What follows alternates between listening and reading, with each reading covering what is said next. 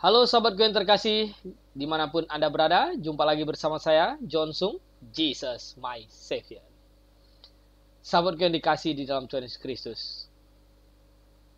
Baru kemarin saya mendengar sebuah kejadian yang sungguh menyedihkan bagi kita sebagai negara Republik Indonesia.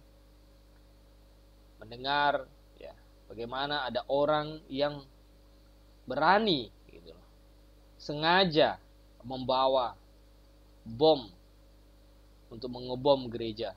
Ini bukan kali yang pertama terjadi di Indonesia, sudah beberapa kali dan terus terulang. Sahabatku dimanapun Anda berada, mengapa mereka bisa tega melakukan seperti itu dan mengapa mereka bisa berani melakukannya? Nah, Anda lihat slide video ini yang saya share ini. Foto dua terduga pelaku bom Makassar sebelum meledakkan diri berebaran. Anda bisa bayangkan, dia membonceng yang diduga istrinya berdua membawa bom untuk meledakkan gereja katedral di Makassar. Tetapi sampai di depan dihalangi oleh seorang bapak dan kemudian meledakkan diri di sana. Saya terus berpikir dan berusaha untuk memahami apa yang sebenarnya terjadi dengan iman dari terduga teroris ini. Banyak yang mengatakan bahwa mereka tidak beragama. Ini ateis katanya. Nah, kalau misalnya ateis yang melakukannya, tujuannya apa gitu? Ateis kan tidak ada tujuan apa-apa. Hidupnya hanya untuk happy, senang-senang. Ya untuk bunuh orang untuk apa ateis? Apakah dia dapat pahala? Dia tidak pikir akan mati, akan dapat pahala dari Tuhan dan segalanya. Dia tidak berpikir ateis. Ateis itu hanya pikir untuk happy hidup di dunia ini. Berbuat dosa tapi dia tidak merugikan orang lain gitu. Kecuali kalau ada orang lain datang misalnya mau mengancam hidupnya, ya dia akan lawan gitu saja. Itu yang saya tahu kalau orang-orang ateis yang saya jumpai seperti itu. Nah, ini suami istri bisa bawa bom dengan beraninya untuk mengebom gereja dan tentunya tujuan ingin membunuh orang-orang kafir yang ada di dalam. Menurut mereka kafir Di balik semuanya itu sebenarnya adalah iman yang salah. Mereka beragama kok, KTP-nya jelas kok ditulis Islam. Nah, tapi Islam yang bagaimana? Kita harus jujur mengakui ada Islam yang baik, orang-orang yang baik. Nah, tapi ada Islam yang seperti ini. Ini Islam juga agamanya. Sama dengan Kristen. Ada Kristen yang baik. Tapi ada juga Kristen yang tidak baik. Itu betul. Kita harus fair kok mengakuinya. Tapi belum ada di dalam ajaran kekristenan suruh pergi ngebunuh orang, ngebom orang begitu bisa dapat pahala. Tidak ada.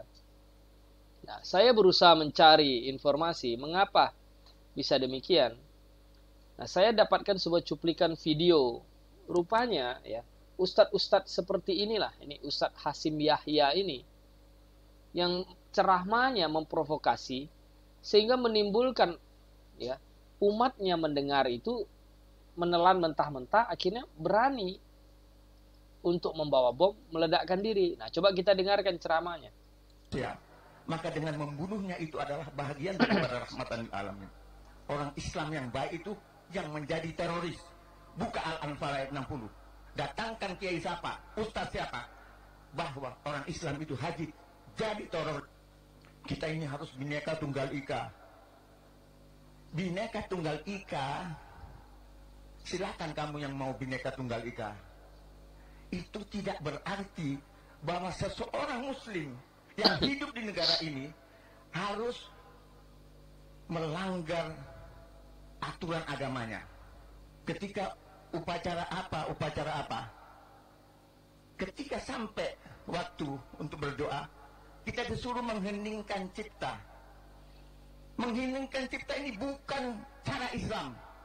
Ini cara orang kafir, cara orang Hindu, cara orang Nasrani yang sara, apalagi sara. Istilah sara itu adalah senjata. Ini kaum Nasrani, kaum Hindu, kaum Yahudi dan lain-lainnya, ketika dia bertindak mendolimi kita, lalu dikatakan kepada wartawan, ini jangan dimuat, ini adalah masalah sara. Jadi 3 musuh kaum muslimin yang terbesar di Indonesia ini adalah Densus, BNPT, dan BNN. Ini adalah musuhnya kaum muslimin. Inna sholati wa nusuki wa mahyaya wa mamati lillahi rabbil alamin. Kalau benar-benar demikian, bahwa sesungguhnya sholatku, amal ibadahku, dan hidup matiku adalah untuk engkau, lillahi rabbil alamin, kamu akan berusaha untuk menjadikan negara ini negara Islam, berlakunya syariat Islam. Mati apa kamu kalau mati bukan Islam? Mati apa kamu? Wahai yang tentara, wahai yang polisi, wahai yang pejabat, mati apa kamu kalau nanti? Contohnya itu saja, tidak usah jauh-jauh. Jadi sahabatku dimanapun Anda berada, ini memang ya video lama ya, bukan yang baru-baru ini. Tetapi inilah ini cikal bakalnya ya. Cikal bakalnya ya, orang-orang itu bisa rela melakukan bom bunuh diri atau pergi menjahati orang lain karena ustadznya, pemimpinnya itu ceramahnya model begini. Bisa bayangkan ya, kalau di negara Republik Indonesia ini tidak tegas terhadap kejahatan ya, ustadz-ustadz yang ceramahnya model begini, maka kita akan lihat hancur negara kita. Ya. Harusnya model-model begini diciduk, ditangkap. Yang sudah berani melawan ya, Densus 88 katanya ya, musuh Islam, BNPT dan BNN. Ini udah harus diciduk, udah melawan negara, ini makar gitu loh. Tindakan provokasi, menjadi provokator untuk menghasut orang-orang ya, supaya melawan negara, melakukan kejahatan. Jadi sahabatku dimanapun Anda berada, memang dia ada kemukakan banyak dalil ayat-ayatnya. Ya, ya saya sih tidak begitu paham soal ya ayat-ayat Al-Quran. Tetapi ya, faktanya menunjukkan bahwa ceramah yang seperti ini terus ya, diestafetkan, dilanjutkan oleh mereka. Nah sehingga makanya menghasilkanlah orang-orang yang rela pikul bom untuk meledakkan diri. Nah, kalau mau dibandingkan dengan ajaran Kristen, aduh jauh sekali lah. Ya, tidak ada di dalam Alkitab itu orang Kristen itu suruh pergi bunuh orang. Sama sekali tidak ada. Ajaran Kristen itu kan jelas. Kalau kita misalnya lihat Alkitab ya, kita lihat Alkitab misalnya, kita buka misalnya ya, Matius. Ya. Banyak orang kan bilang, oh di dalam perjanjian lama ini ayatnya begini-gini perang. Kita lihat dulu, nanti saya kasih tahu ya. Matius 22 ayat 39 kan jelas bunyinya. Ini hukum ya, yang Tuhan Yesus sendiri katakan. Ya.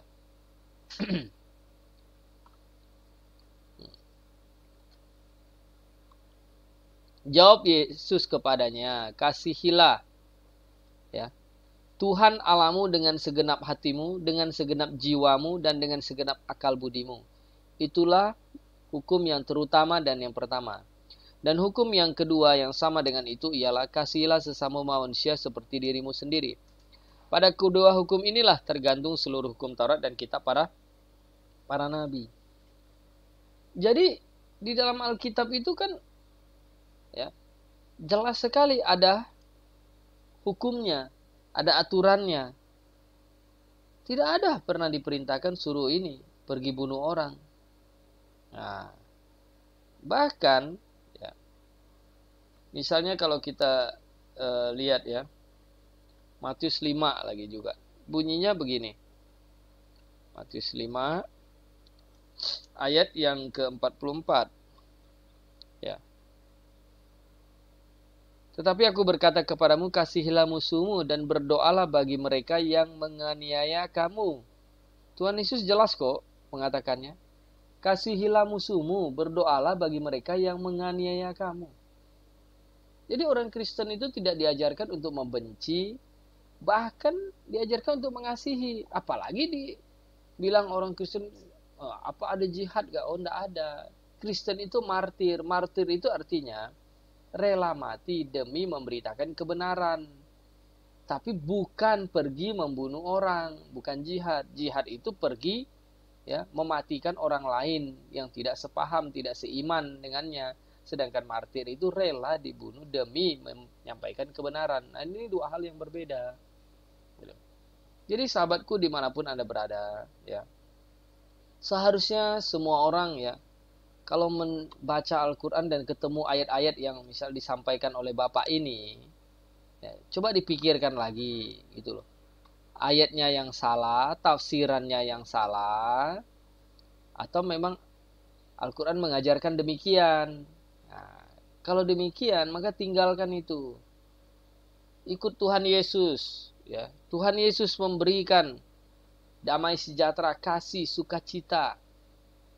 Saling mengasihi, tidak ada mengajarkan saling membenci. Oh, kalau di dalam perjanjian lama bagaimana?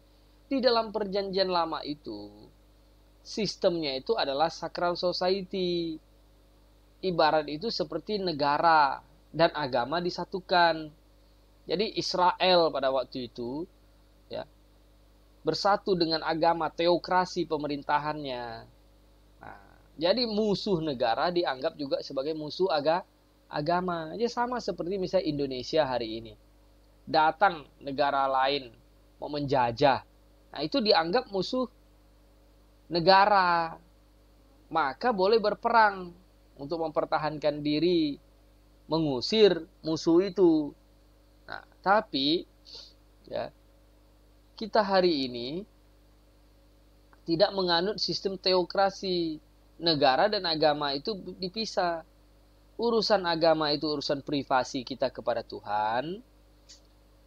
Nah, urusan kemanusiaan kita saling mengasihi, saling menghargai. Walaupun beda keyakinan, walaupun kita tidak setuju, kita boleh menyampaikan apa yang kita imanin.